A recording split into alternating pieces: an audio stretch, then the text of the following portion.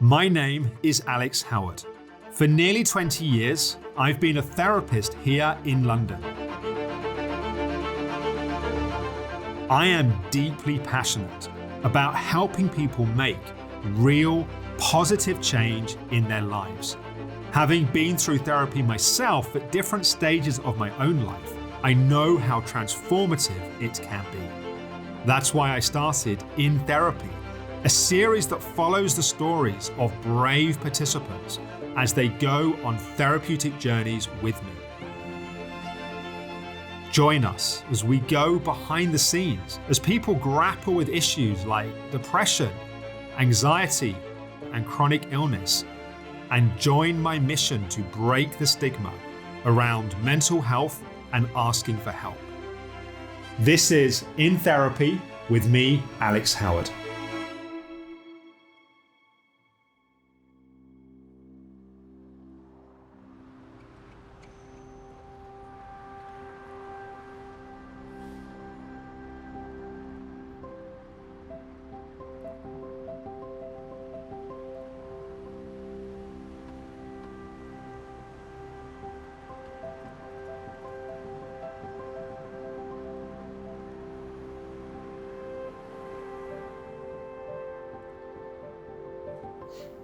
So it's been a couple of weeks since my session and I feel quite different. I've been feeling very calm lately, which is nice. Just like all day, every day, I just feel really calm. And when I wake up, I feel really calm as well, which is just really strange because I've not felt like that for so long, but it's really, really good. I can feel it, how it's going to impact my energy. Like as time's gone on, I just keep getting calmer and calmer, and I can't remember the last time I had anxiety like I used to, so it's great.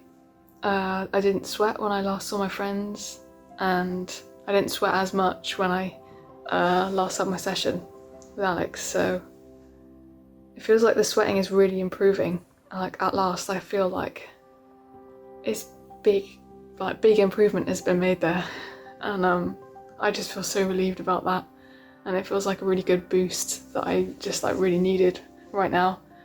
I think my inner critic is being kept well at bay, which is really good. I feel very in my body, and for the first time in a really long time, I just don't want to do meditation. I don't want to do these emotions exercises because I just don't want to have to focus on those things more. Like I just want to keep distracting myself, basically. So I'm kind of just doing the bare minimum at the moment because it kind of just feels like that's all I can manage right now. I've just been forcing myself to do that in the bath where there's nothing else for me to do, so I kind of just make myself do the exercises then. So I'm finding it hard to get through this, but I think it's probably at a difficult point in the process right now, and I'm hoping things are going to get easier with time.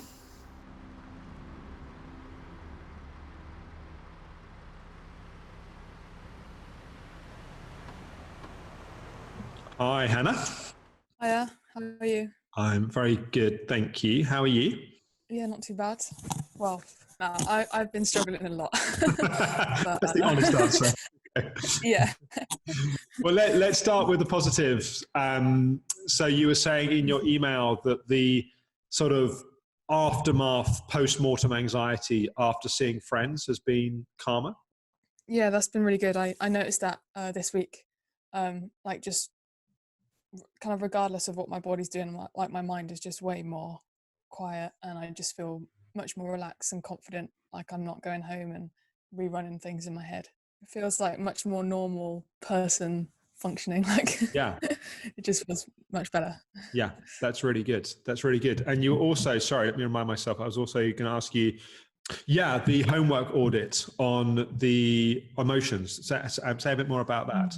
Yeah, I just did it, and alongside that I've just been doing like an emotions kind of diary, just journaling each day, which has got me more of a connection with what I'm feeling, because before I was kind of struggling to get in touch with it. That's definitely helped a lot. And yeah, the anger audit, I think, it's just highlighted that there's like a running theme the anger that I have, it's all connected. It feels like kind of what we were talking about before, about not feeling seen and heard and things like that. Yeah. How did it feel to acknowledge it and make more contact with it? Yeah, I think that initially it was useful, and then it made me feel more angry, and I have been feeling a lot of anger, but it feels like that's a good thing. So Can you say a bit more about what it's been like feeling the anger? I guess it feels all quite like familiar territory, like the same kind of things. So like things to do with my dad, with the doctors, and society at large, that kind of response to this illness and those kind of things. And I think there's a lot of parallels with COVID with that. So I've kind of been feeling that come up quite a lot.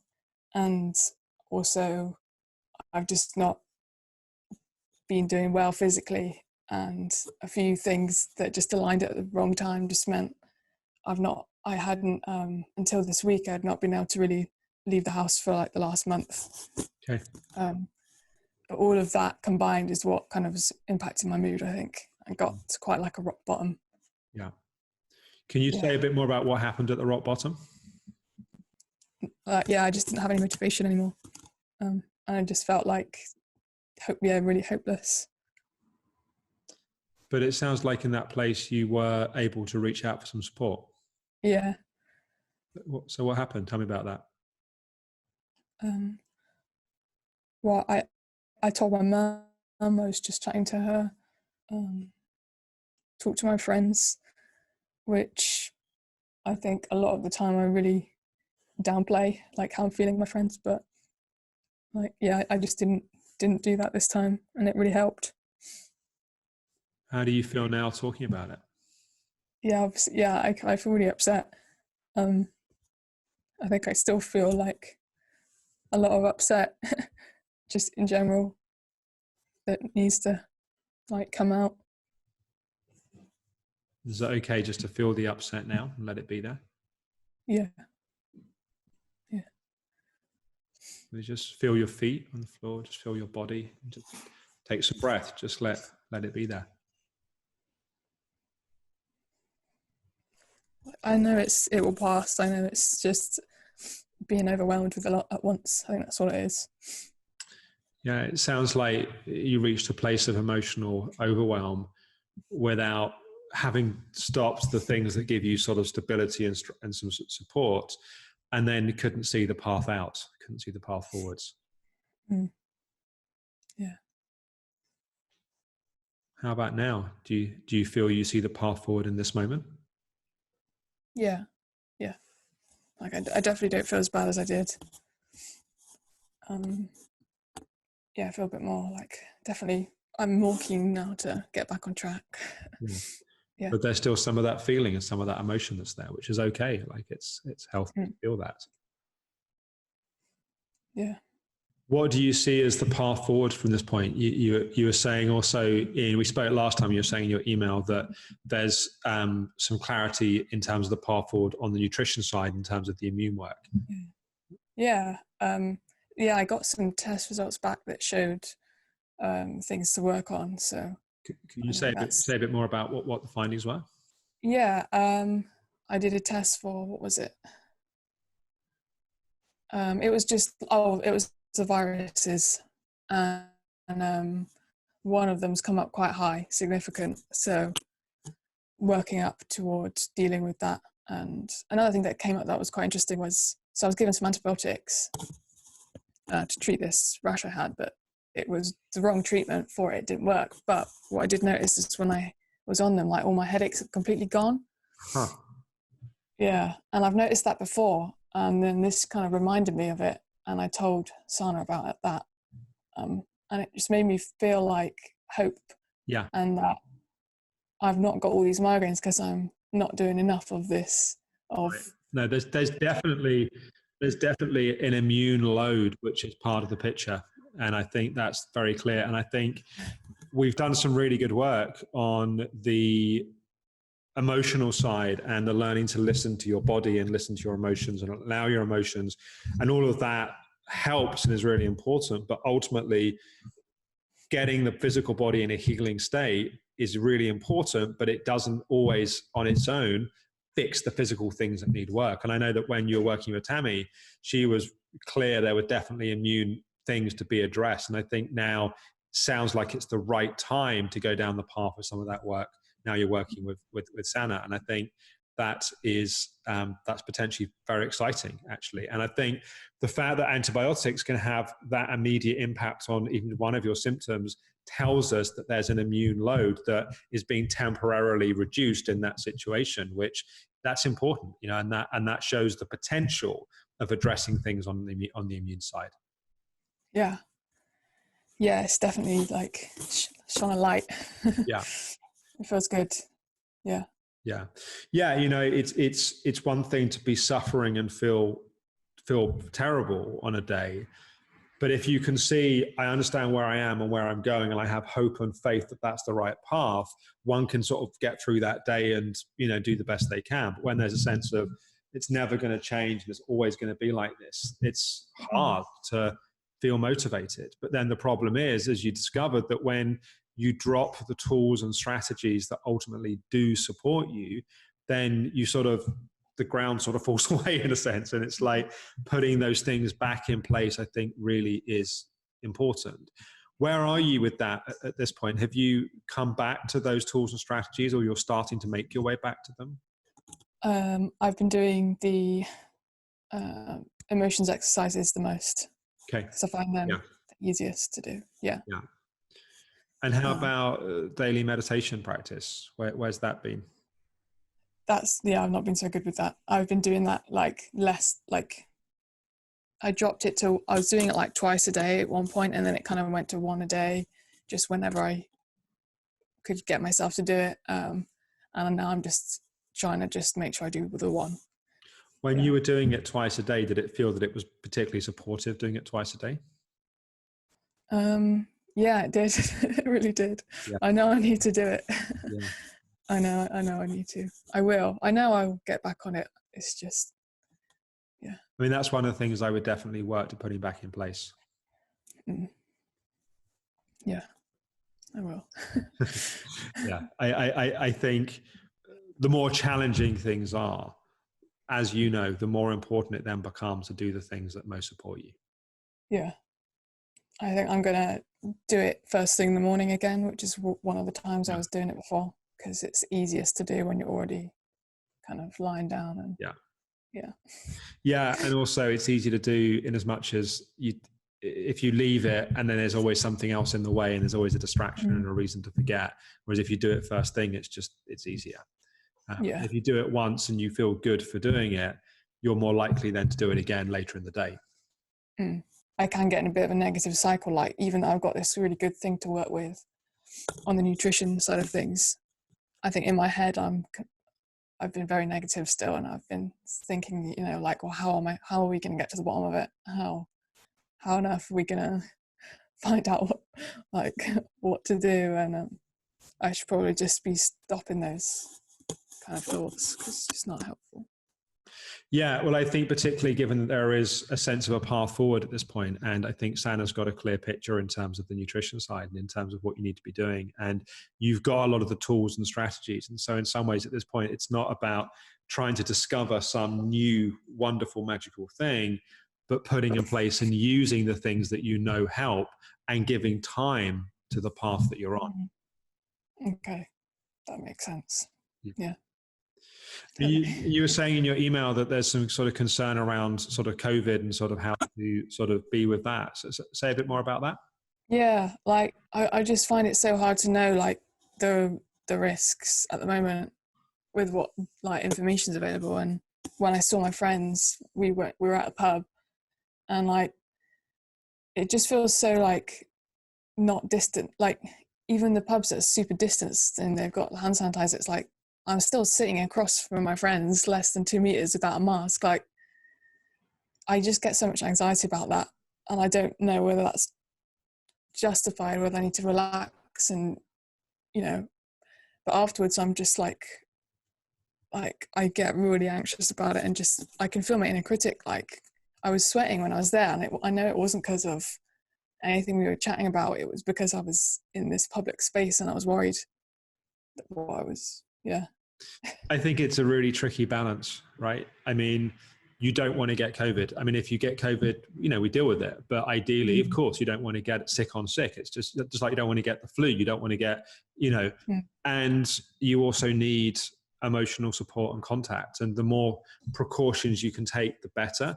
And if you can be around friends that are happy to wear masks and you wear a mask, that's going to help. And I think the increased restrictions that are coming in anyway will probably create a bit more of a easier container to have some of those conversations potentially as well.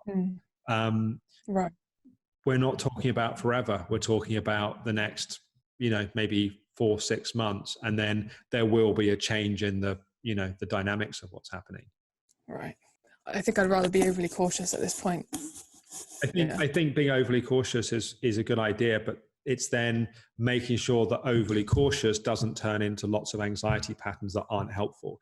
Like, take action that feels supportive, but once you've taken that action, watch out for the anxiety pattern constantly going round and round and round. So once you've taken the right action, then use the tools you've got to do the best you can to stop those patterns.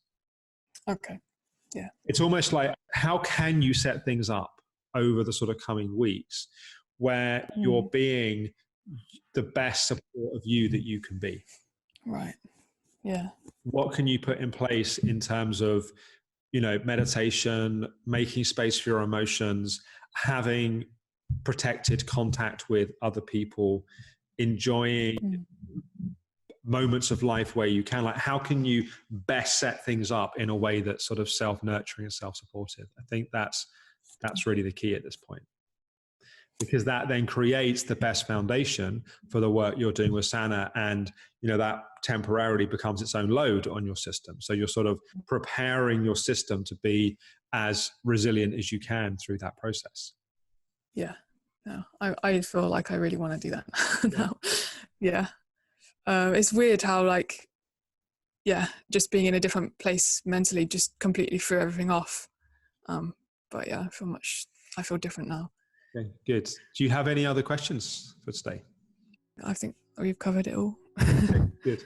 I think we've got a good plan. I think go gently, be caring, be kind towards yourself. And I'm excited to hear how things evolve on the nutrition side. Yeah, me too. Cool. Brilliant. Thank you. All right, Hannah, nice to see you. All right. Bye. See ya. Bye. Hope you found this week's episode of In Therapy helpful. I think this theme around being consistent with our practices is so important. It can be challenging. We've been working on ourselves for a while to remember the importance of those fundamentals. But they're fundamentals for a reason. In fact, I'm going to talk in this week's podcast around the concept of psychological scaffolding and how having these practices in place really helps us do the deeper, more challenging therapeutic work we might need to do. So do watch out for this week's Talking Therapy coming on Thursday. Next week on In Therapy, we're going to be catching up with David. David will be feeding back how he's been getting on doing his work on the inner critic. We take another step.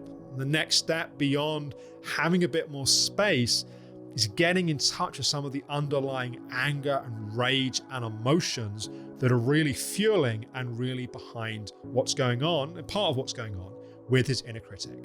So here's a taste of what's coming up next week. If you can see it, you don't have to be it. Well, what if it's all you can see? What if it's all you can hear?